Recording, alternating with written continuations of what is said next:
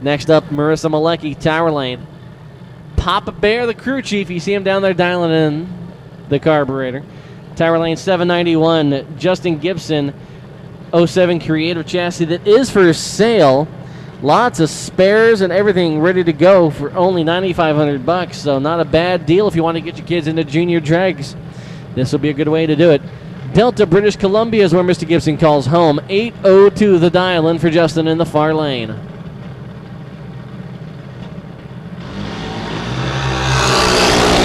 Storts is away, and with the green light is Justin Gibson, 001 red for Justin. That sends him packing with an 803.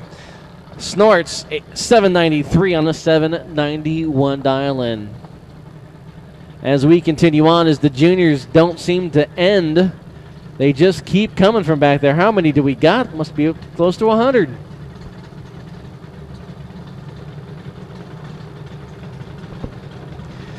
Cheyenne, Tower Lane, Milwaukee, Oregon, where she call home. 935 the dial-in.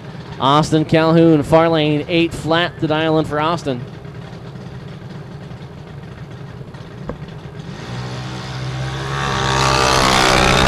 Cheyenne's away with the red light. She matches for Schiffman's red light from earlier with a 222. Austin Calhoun picks up the win. 8 flat the dial-in. He breaks out 798. Not that it matters on an 8 flat dial. Up next, Jeremy Howe, Gig Harbor, Washington. 865 the dial-in for Jeremy in the far lane. Cody Hansen, Brant, Alberta, as the 08 Hercules dials a 790 in the Tower Lane.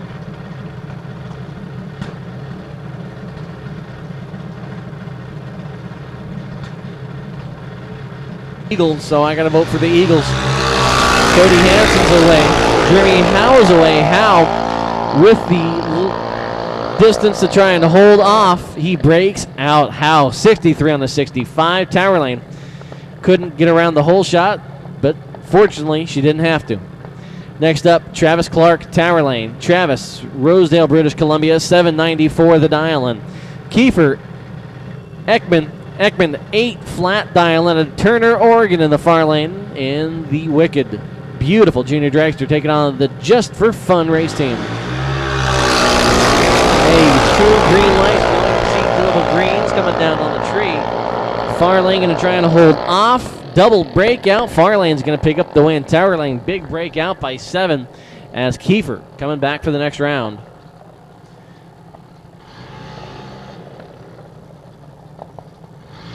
Next up, another pair of juniors as we look for Bruce Adsero, Tower Lane. Bruce out of Des Moines, Washington, 814 the dial on the side of the dragcar.com junior dragster.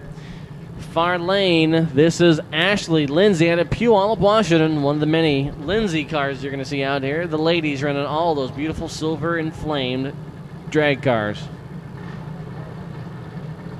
Once again, Top Comp should already be in the lanes. Top Comp should already be in the lanes. And Sportsman. And let's go ahead and make first call Pro. Sportsman and first call for Pro bracket to the lanes, please. So, this pair getting a little longer to stage. Ashley far lane with the 804. Bruce with the 814. Bruce will be leaving just a skosh, just that much first. Let's see if Lindsay can get back around at Sura at the top end.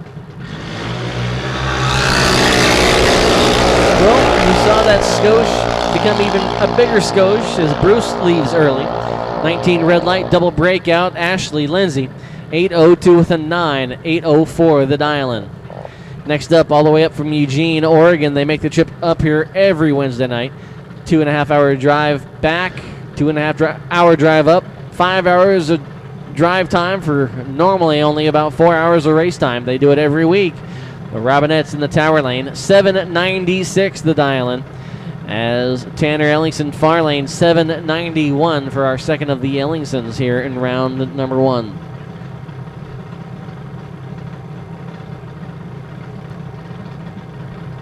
Robinette sporting that soccer ball paint scheme, being a soccer player. Gotta love it. Go Blackburn Rovers. And don't, by the way, forget tomorrow night, the Portland Timbers will be playing here at home as we look forward to the Timbers joining the MLS next season. Robinette, early red light, 51 as she goes 97 on the 96. ET would have been good enough to put her through to the next round. Unfortunately, the light wasn't. Wait, hold on a second. This is a news flash from the tower. We have reached the final pair in Junior Lightning. We're waiting for Jack's confirmation, but it could be possible. Tower Lane, Kaylin Bollinger taking on Alex Archambault. Archambault, 10:05 to 9. Kaylin at 7:90. Alex, the 2000 Crosby. You hear that? Kaylin burping the throttle across the finish line, picking up the easy win. 7:98 on the 7:90 dial as Alex could not run the number. As if you can believe it, that's the end of round 1 in juniors. Now that it's like 10 o'clock at night, we'll continue on with regular cars. As top comp coming up next. Once again, final call for Sportsman and Pro Bracket. Once again, Pro Bracket to the lanes, please. Pro Bracket should be heading that direction. Sportsman, you should already be there. Top comp, we're running you now. As we will turn the microphone back over to the gentleman that actually knows what he's doing instead of Steve and I that just kind of fake our way through it, Mr. Fry. Well, it's very kind. I don't agree with you, although the P.T. Barnum theory of life, he said, lies as good as the truth if you get somebody to believe it. So just, yeah, come see the three-headed woman. All right, we get set to go. What we got here is a couple of very fast cars. We got your Dragster, we got your Corvette. Getting set to go. And dial them in. We got a 466 dial here on the left side. Ironically enough, the car number in the far lane is 6646. So it's like play them in the lottery tonight. 466 or 664 or 44. I never. Don't play anything. So Mike Williams Corvette, Justin Bond. So a couple of Canadians going to slug it out here. You got the Dragster, who's going to give up a slight head start to that Corvette. Not much, just a little bit. So the Suncoast Racing engine-powered machine of Justin Bond against that way slick Chevrolet Corvette. They're ready. Let's go get them, boys. Out of the gate. Great move over there from Mike Williams. May have won that one right on the starting line, top end of the track. You got it. 494, 139 the speed. Mike's reaction time was 009. 9,000th away from being perfect. Justin's reaction time started with a 1. That is not normally good. Not normally. All right, we got Dragsters and Corvettes again. I see a pattern developing. Then a Dragster and a full-bodied car. Wow, cool. Top comp. A lot of fast cars.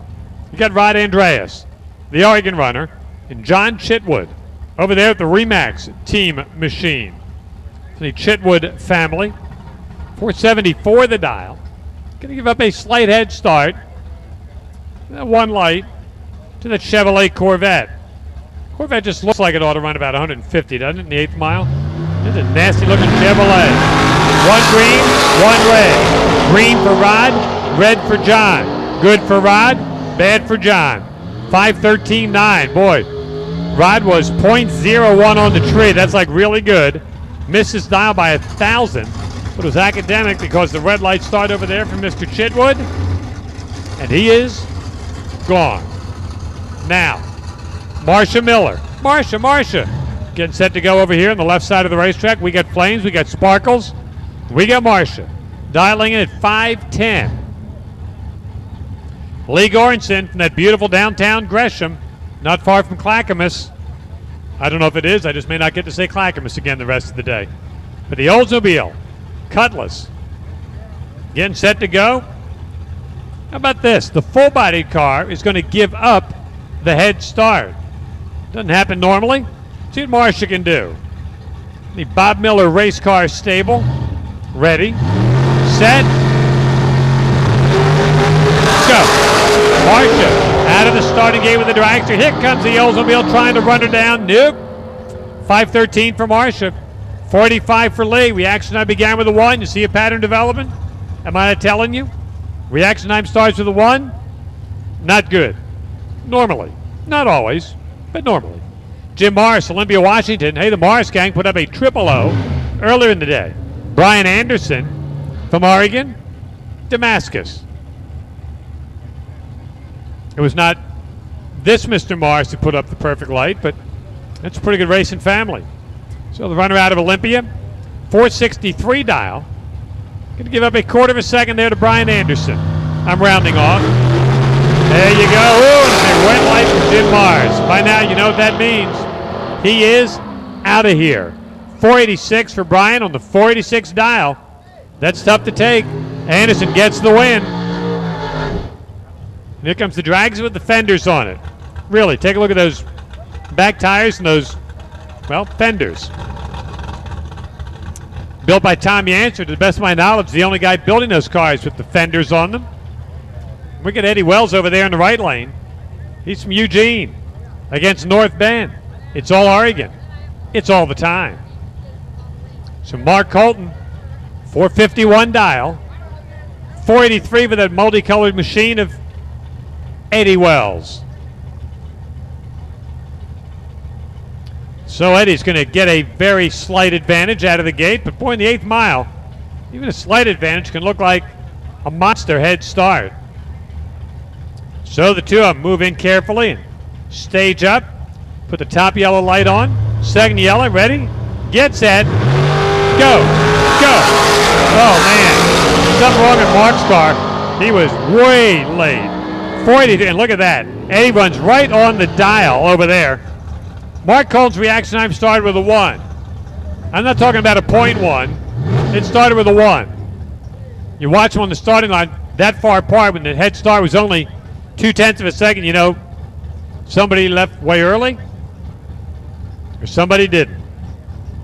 Hey, the Xfinity by Comcast. Paul Nero and Mark Heritage from the Racing Heritage family. These cars almost look identical, don't they? The scoops on them and the chassis setups. Actually, two different manufacturers, but two great race car drivers out here in the great Northwest. There you go, out of the gate, dead even. Who's got their car set up better? Here comes Mark at the top end of the racetrack and ran him down. Double breakout, Heritage closer to the dial with his 473. 145, they were dead even out of the gate. And Nick Breshaw coming up. Over there in the right lane, here comes that Stan Learkamp. So one of the big hitters going by in round number 1.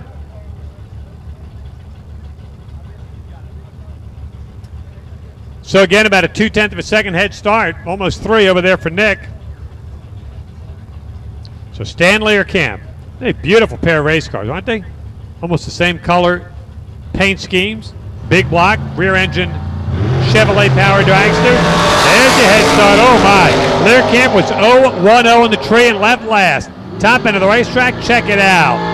Mark Breshaw goes 489 on the 488 dial and was perfect on the starting line. Anybody on a piece of that? Perfect light, 100th off the dial. Did not give the opponent much room to sneak by. Jim Bland, Vancouver, single run. Trying to go that 480. Goes on through with a time of 476.